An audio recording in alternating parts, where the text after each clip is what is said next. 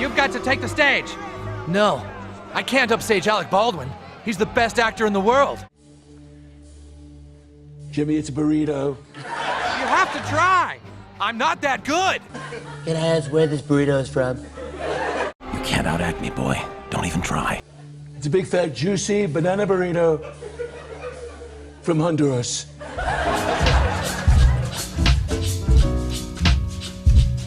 Part of the reason I'm here is that I know how to take a joke. Donald Trump is one of the most easily imitable people in the world. They just told me, they just told me this very interesting. That now that I'm here, this is actually the best monologue in SNL history. You think you're this terrific person. You think you're this, you think you're that.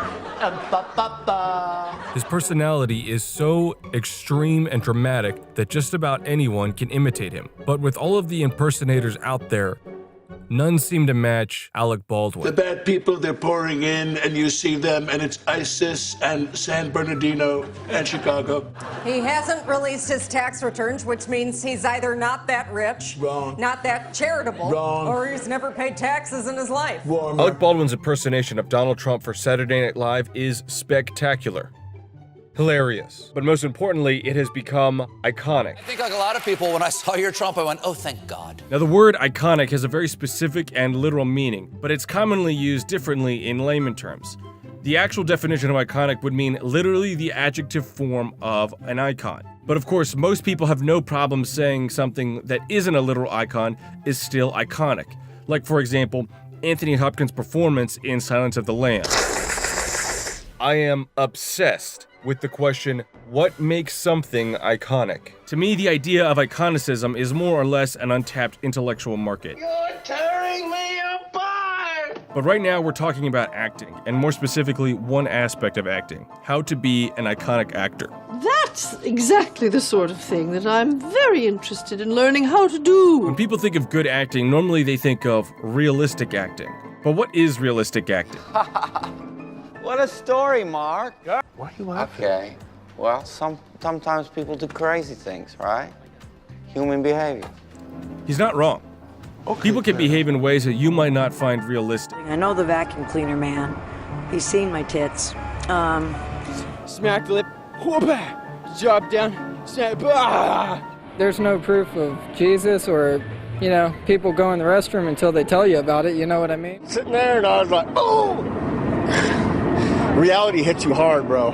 You can't say the way these people are acting isn't real because they're real people, and that's the way they really act. And yet, if you saw an actor performing this way, depending on the situation, you might not find it realistic or even entertaining. I did not hit her. I did not. Oh, hi, Mark. Now, you might immediately jump the other way and think that the key to being a great actor is being dramatic. You are tearing me apart, Lisa! But of course, it isn't that simple either. Clearly, some level of realism is important, but here's the unfortunate catch. Being realistic and being iconic are essentially opposites.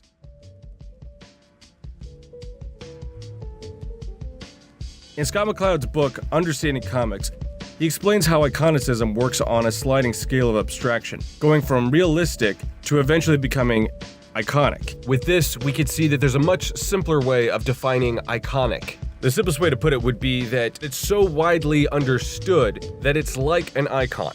This is the interesting thing about the term iconic. No matter what the material is, even if it's something intangible like a performance, the definition can't stray too far from its original roots of the icon. Because human memory is so fickle, you will never be able to recall an icon perfectly. But an icon only works when it is simple enough that you can recreate it in your mind over and over again. This way, when you see it again, even though you can't perfectly recall the icon, you can recognize it. I'd like to eat her liver with some farver beans and a nice bottle of Chianti.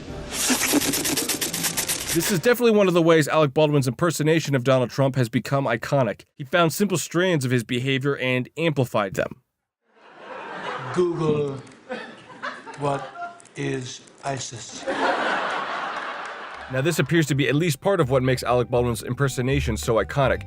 But is it what makes it enjoyable? The way I see it, being memorable and being liked might be a bit of a chicken and the egg situation. In other words, do you remember the things you like, or do you like the things you remember? You might like something in the moment, but in order to be able to continue liking that thing, you have to be able to recreate it in your mind over and over again. This is another aspect of the definition of iconic, which is that it has to be sustainably enjoyable. The different aspects of being iconic would mean that you're not necessarily more realistic, but actually simpler and more memorable.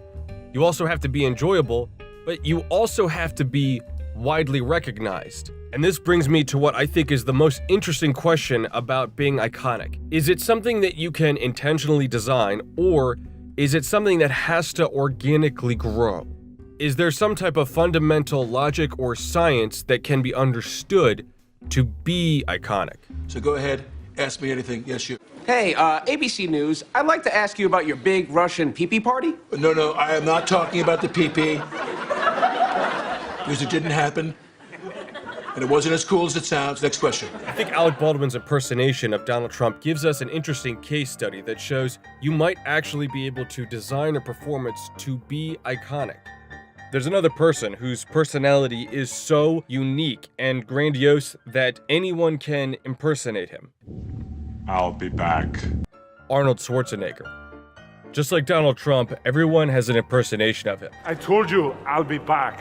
And none are necessarily wrong or bad. The traps and the cannonball belts and the biceps and the triceps. You have to stop eating these Girl Scout cookies. We need to get them protein. But none seem to stand out in particular either. But Alec Baldwin figured out a way to make his impersonation simple enough that you can easily recall it. It's totally a caricature. You just pick a few things. Like I'm sitting in the room, I'm going, left eyebrow up, right eyebrow down, shove your face out. You're trying to suck the chrome off the fender of a car. You're like, let's do this. Ultimately, what this means is that there may be only one thing to strive for as an actor. Because if you can't be iconic, you'll never be able to outact Alec Baldwin. It's not a juicy burrito from China, is it? No. I myself would not ever eat a burrito from China. You are worthless, Alec Baldwin!